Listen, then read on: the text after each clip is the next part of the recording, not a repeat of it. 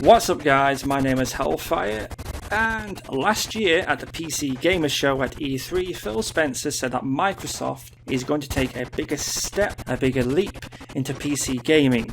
Now, within the last few months, they've actually done that. Rise of the Tomb Raider came out at the end of last year.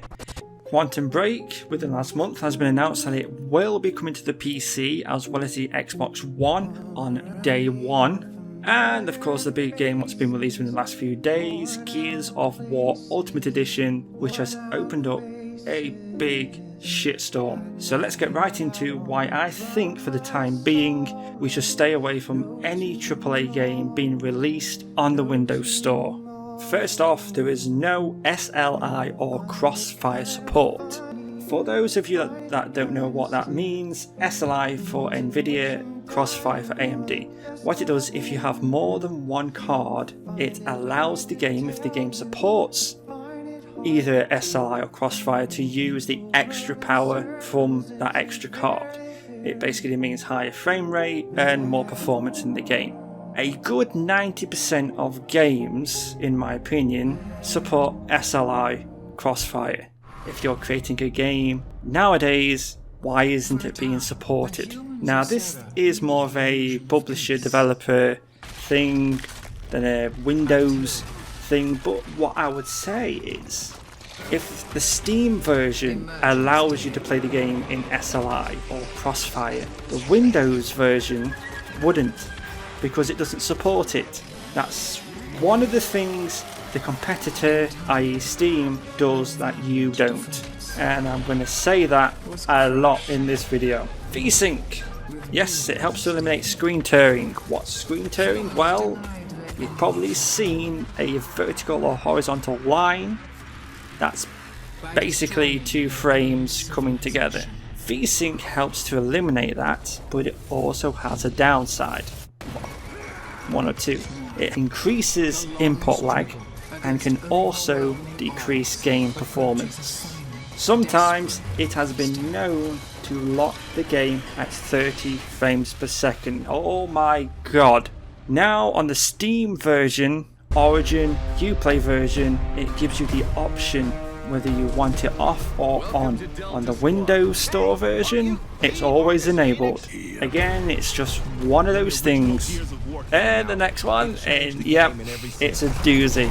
We all know if a game is running windowed mode, it allows Alt-Tab to work properly. If you don't know what Alt-Tab is, it basically allows you to flick between other open programs while you're playing a game. It also comes with a performance hit. If you play the game in windowed mode, the game isn't running exclusively on the graphics card, which means, like I said, it's taking a performance hit.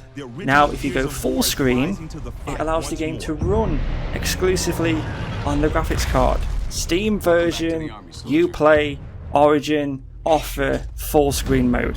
Windows Store doesn't. It's always windowed, which means you're always taking a performance hit when you go into your game. When you buy a game, install it, click on it, you're already taking a performance hit because it's run in windowed mode. Whoever thought it was a good idea to put this in rather than the option of full screen needs a bitch slap. Proper bitch slap. Cannot believe it, you're already taking a performance hit as soon as you click into your game. My god, that guy needs a bitch slap, whoever thought of this one. Modding. We all know what modding is. It can add thousands of hours to a game. There's weapon mods, armor mods, graphical mods, there's quest mods, which like I said can add hours to a game. Nope, can't do it on a Windows Store game because you know why? All the game files, processes and the exe file are protected, which makes modding impossible. And because the exe file is protected, you can't bring it over to Steam, for instance, and launch it through Steam, and you can't even use the Steam controller. Whose bright idea was it for all of this BS? And to top it all off, all the games on Windows Store are Windows 10 only. Cast your mind back to say 2006-2007, Vista came out. What game can you think of that was the spearhead for gaming on Vista? Remember it? It was a tiny little game, didn't generate many sales. It was Halo 2. When Windows 7 came out, did Microsoft enable it to be played on that OS? No. The only way you can still legitimately play Halo 2 on PC is if you install Vista. And by God, give yourself a bitch slap if you do that one. Everything I have listed above is why I'm staying clear from any game on the Windows Store, and I believe you should too, but I'm not going to tell you where to spend your money. If you want to go out and play Rise of the Tomb Raider or Gears of War, go out and play it on the PC. Just heed my warnings, take note of everything I've mentioned above. Now I'm going to leave you with a question. That question is, how would you feel if Microsoft one day came out and said, if you want to play your games on DX12, that game or games must have been purchased from the Windows Store? How would you feel if DX12 became Windows Store exclusive? Please tell me how you feel about that in the comments section below. My name's Hellfire. Please like, comment and subscribe, and I shall see you in the next video.